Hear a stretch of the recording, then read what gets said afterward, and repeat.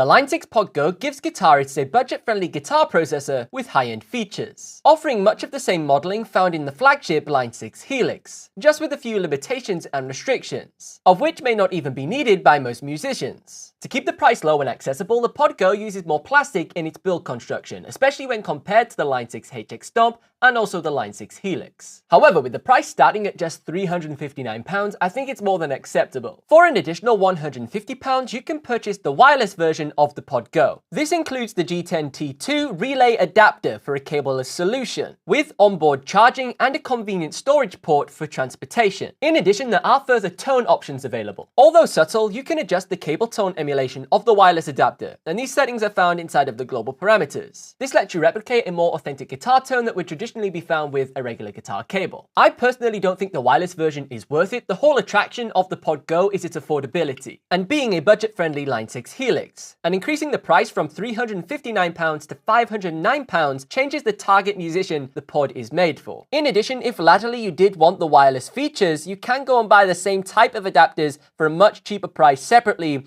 off of Amazon, and you can achieve the exact same results. There are no MIDI in or MIDI out ports, but the Pod Go does still have MIDI capabilities via the USB port, and this includes things such as program changes and also MIDI clock data. A USB audio interface has been built into the unit, allowing you to record directly to your favorite digital audio workstation on your laptop or computer. If you want more detailed videos on these MIDI features, those are available inside of my Line 6 Pod Go Ultimate Guide, which is my complete video product guide that takes you through every single setting on the Line 6 Pod Go. And you can find a link to this video product guide in the video description down below. A further USB feature is the Pod Go Editor, free software that can be downloaded to speed up the preset editing process, and in addition acts as a quick and easy way to update your firmware. Don't think because of the low price the Line 6 has come up short with the presets. Presets are organized into two set lists. You have factory and also user. Inside of folder 1, you have a total of 128 factory presets, and then the second folder has a total of 128 additional user presets. With 85 guitar and bass amp models, 39 cab sims, 16 mic emulations, and over 210 effects, you have quite a lot of options to choose from.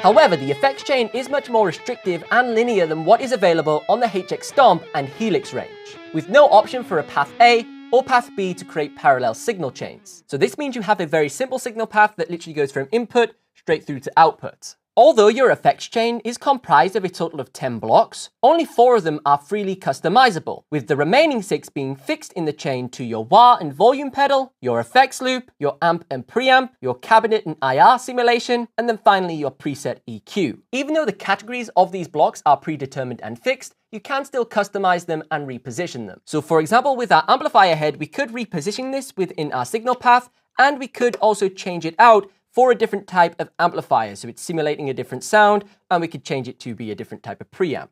However, with the remaining 4, these blocks can be whatever we like, and we can choose from this expansive list of categories from distortion to dynamics to EQ, modulation, delay, reverb, pitch, filter, looper, and then within each of these categories we can choose a particular type of pedal type and preset, some that you may recognize from the more expensive Line 6 products. And then once selected, you can go ahead and place this wherever you like within your signal chain, and it's 4 completely customizable blocks. I talk about all of these different settings and how you can customize them inside of my Line 6 Pod Go Ultimate Guide, which is my complete product guide, which will take you through every single setting of this guitar processing unit. So if you choose to purchase one, you can get the most out of your purchase. You can find a link for this product guide in the video description and also within the pinned comments. And if you use the code REVIEW at checkout, you can save 10% off your Ultimate Guide purchase.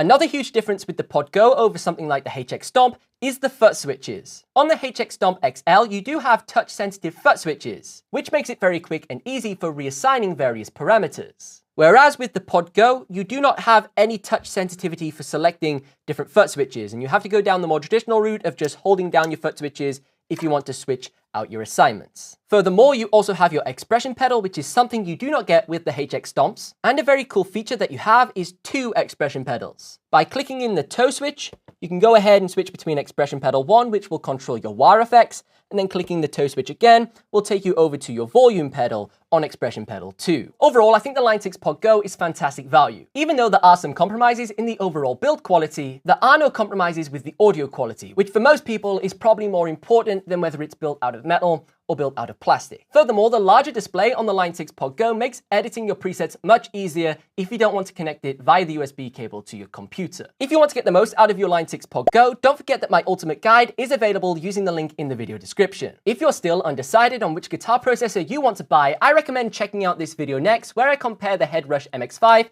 to the Line 6 Pod Go.